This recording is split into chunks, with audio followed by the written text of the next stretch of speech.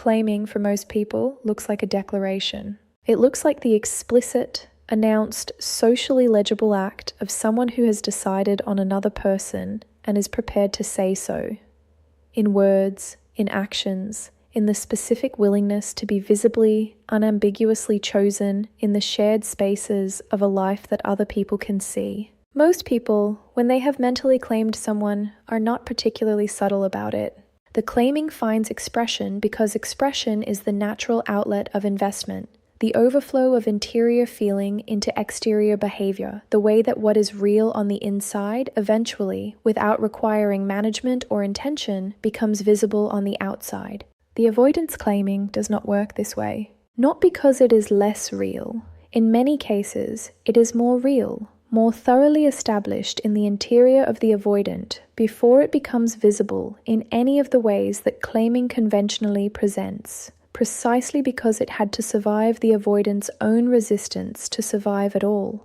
The avoidance claiming is, by the time it is recognizable from the outside, something that has already gone through significant internal opposition, the fear, the suppression, the self-protective mechanisms that work continuously against the formation of genuine attachment, and has persisted despite all of it. What makes it through is not the casual claiming of someone who finds connection easy. It is the essential, indestructible residue of something the avoidant could not prevent from being real.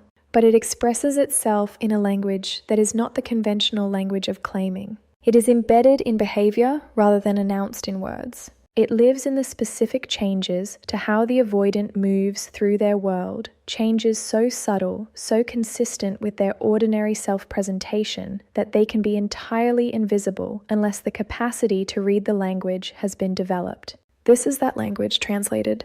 They become protective of your energy and your time without being asked.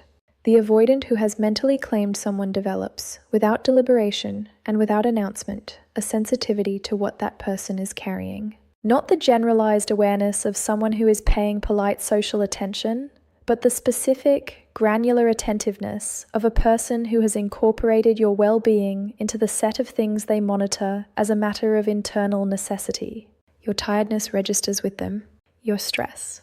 The quality of your presence on a given day that tells someone who is truly paying attention that something is heavier than usual. And from this attentiveness, something arises that the avoidant almost never voluntarily offers to anyone, active consideration for your capacity. They notice when you are depleted, and they do not make additional demands in those moments, even when doing so would serve their own immediate desires. They factor your circumstances into their behavior without being prompted by you to do so. They make decisions, small ones, daily ones, the kind that seem logistically rather than emotionally significant, in a way that accounts for what you are managing rather than only for what they want. This is not the behavior of someone who is casually interested. It requires a level of sustained attention and genuine other-directedness that the avoidant, whose interior focus is predominantly self-protective, does not extend to people who have not been mentally claimed. It requires, at some foundational level, that your experience has been given a status in the avoidance priorities that the avoidance self-protective system does not easily grant. You have become, in some operational sense, someone whose burden they are keeping track of. Not to manage it or rescue you from it, the avoidant is not a rescuer. But because your carrying of it has become something they are aware of in the same involuntary way that a person is aware of their own physical discomfort, not chosen, simply present, they become territorial without performing territoriality. The avoidant who has mentally claimed someone does not announce their claiming. They do not make statements about exclusivity or ownership or the particular social signals that conventionally communicate that someone is taken. The performance of territoriality is not in their repertoire, and even if it were, the self-disclosure that such performance requires, the explicit acknowledgement of investment, the open demonstration of caring whether they lose you, would be precisely the kind of vulnerability their attachment system works most consistently to prevent. But the territoriality is present. Not as performance, as internal state. And the internal state, however carefully managed in its outward expression, produces changes in behavior that are visible to anyone looking for them. They become subtly, quietly alert to other people's interest in you, not in the explicit, demonstrative way of someone who is marking territory, but in the specific quality of attention they bring to situations where someone else's interest in you is present. Something in their engagement shifts.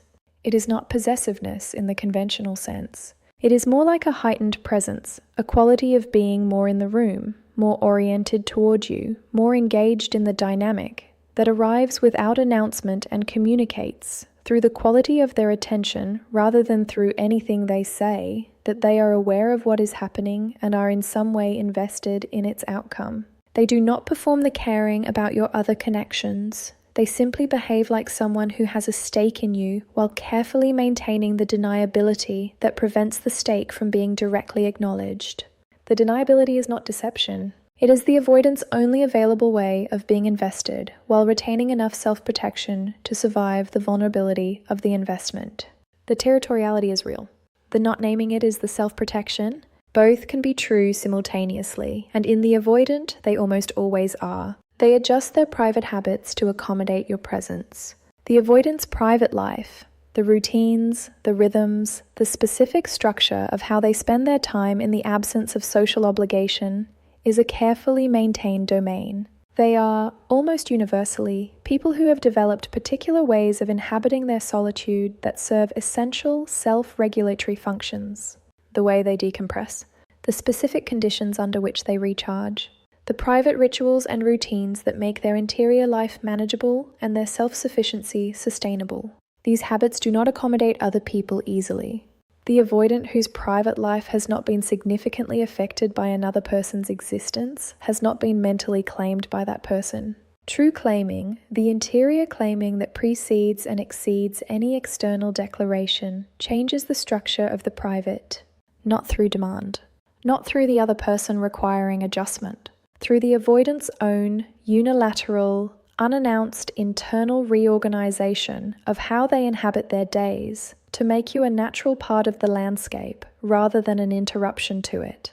They begin to think of you in their private time, not obsessively, not in the anxious, preoccupied way of someone who is in the pursuit phase of early attachment, but in the settled, incorporated way of someone whose private mental landscape has acquired a new feature that was not there before. You appear in their thinking the way the things that are genuinely theirs appear, not because they are summoning the thought, but because you have become, in the geography of their interior, a place that the mind visits without requiring direction. They adjust their physical environment in small ways that reflect your existence, not the grand gestures of someone explicitly preparing for another person's presence. The quiet, almost unconscious adjustments of someone who has begun to imagine their space as occasionally shared. The cup that is where it is for a reason. The consideration that was not previously necessary because a person who is now being considered was not previously there to consider. These adjustments are not announced. They are not pointed out as evidence of investment. They simply exist, small, practical, entirely deniable, if examined individually, but unmistakable in their accumulation as the domestic architecture of someone who has made room for another person in the most private, most protected spaces of their life. They refer to you in contexts where your absence would be easier. The avoidant in the social and professional and personal spaces of their life that exist outside of your shared context has a default setting. That setting is the maintenance of discrete categories. Their various relationships, contexts, and life domains exist in relative separation, not through deliberate compartmentalization, though that is part of it, but through the avoidant's ordinary preference for managing each domain with the specific self-presentation that domain requires, without the vulnerability of allowing one world to observe another. They do not naturally bring people from one context into another.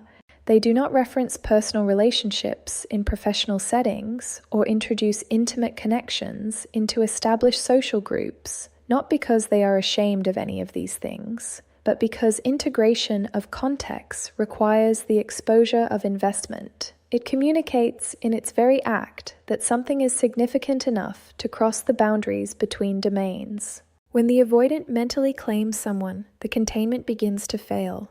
Not dramatically, not through the sudden, enthusiastic introduction to everyone in their life, but through the specific, telltale moments in which you appear in a context where your appearance reveals something the avoidant would, in a lesser investment, have prevented from being revealed.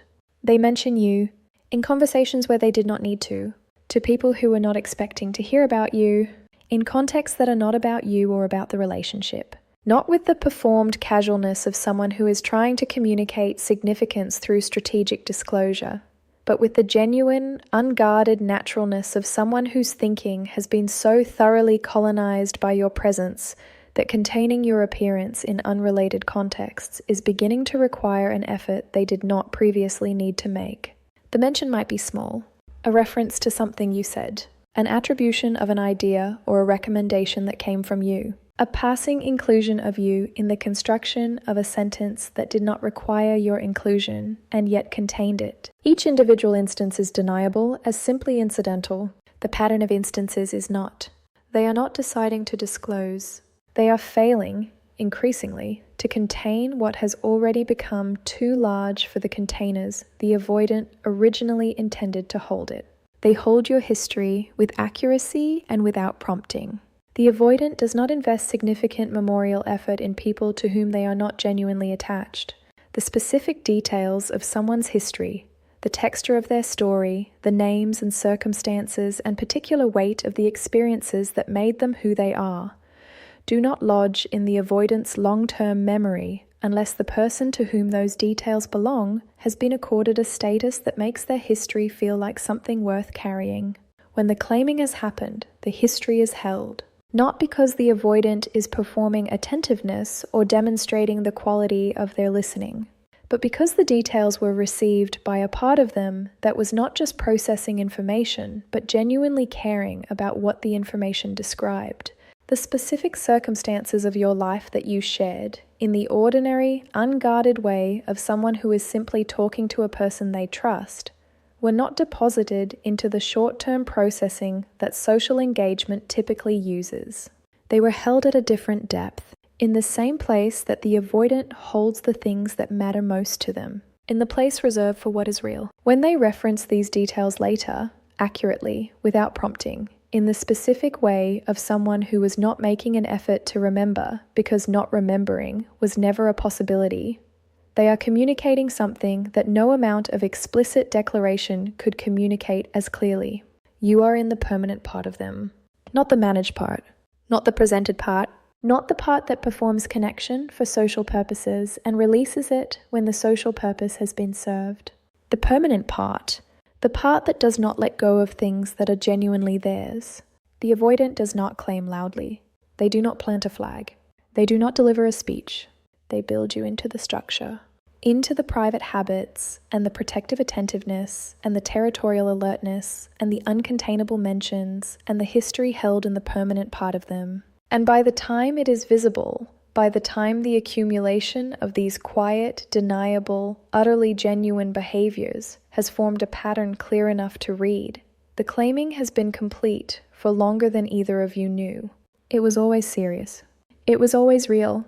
It was just spoken in the only language the avoidant knows how to use for the things that matter most to them. The language of what they do, rather than what they say.